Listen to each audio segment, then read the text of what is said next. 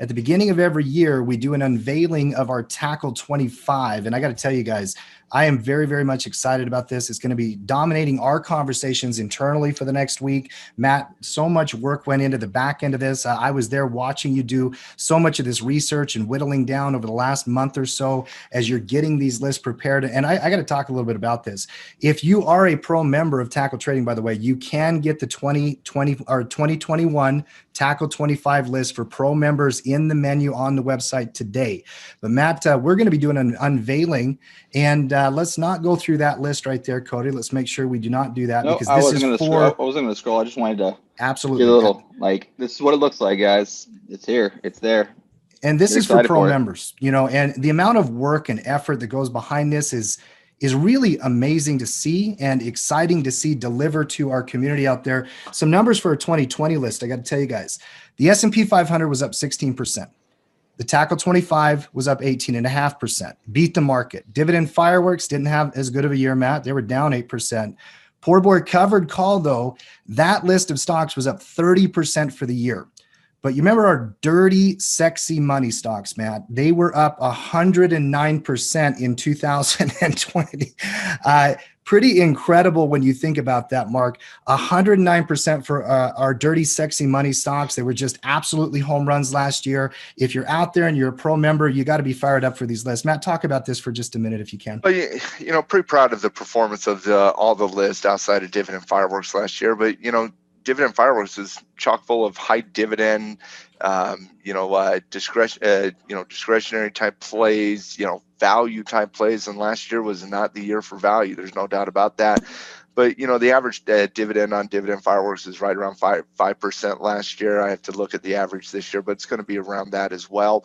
Offset that with some cash flow, and you saw some positive. These numbers are all performance-based growth numbers, because that's the only thing you can do when you judge a list like the Tackle 25 against the market itself, or so on and so forth. This does not include like the cash flow that you're looking at doing, writing covered calls, or the bull puts that we love doing on Poor Boy covered calls, or whatever the case might be. But with that type of growth in Poor Boys at 29.5%, any bull put worked last year, which means you did a lot more than 29%.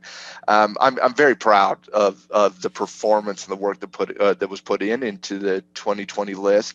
The Tackle 25 is our fundamental cash flow list, right?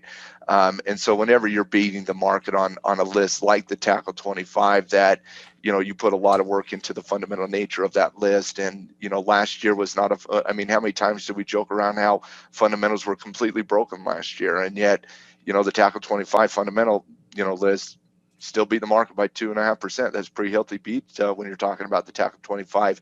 You take into account the average dividend on there with about 1.5%, 2%. You take into account that all of those stocks are very, very liquid, awesome cash flow stocks, and you're talking about really, really good performance out of the Tackle 25.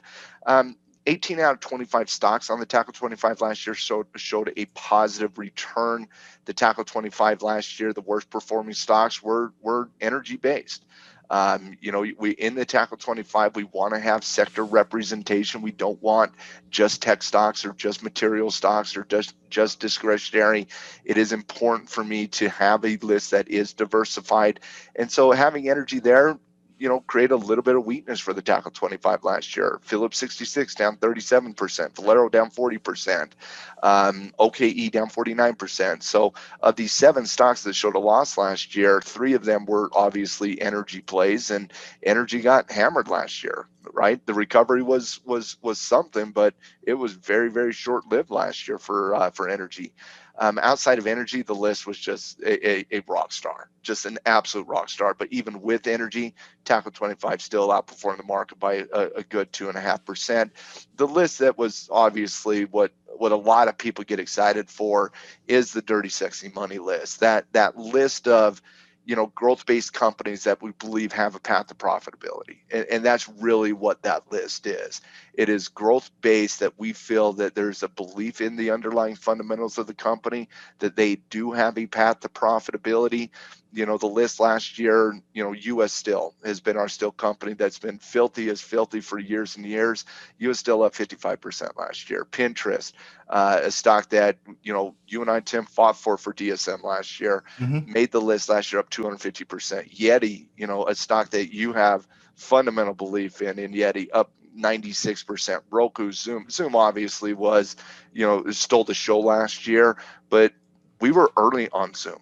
Mhm. Zoom was on our list coming into 2020, up 390% last year, and so you know DSM was a really good list for 25. And quite frankly, even though I don't believe that performance can be done again, I mean, think about the year we went through for growth to have that type of performance last year.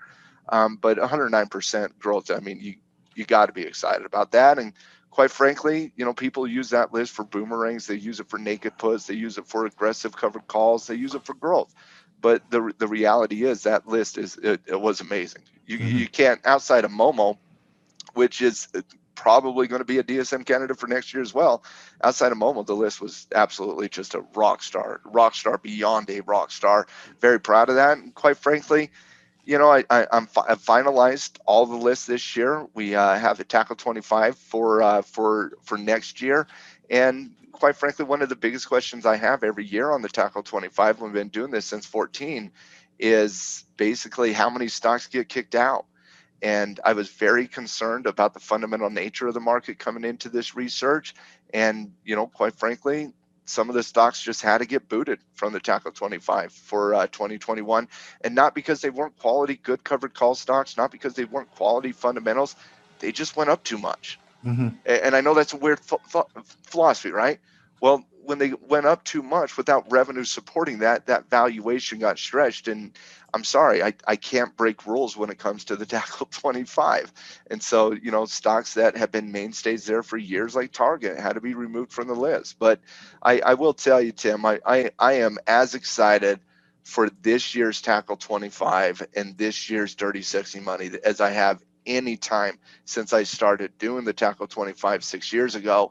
And I am very excited for this year's list. I think I came into this project thinking we were going to have some difficult valuation decisions. And quite frankly, I didn't really have those difficult valuation cuts. I feel like we got the 25 best cover call stocks with proper valuation in the entire market. I'm very excited for Team Tackle for this year's Tackle 25.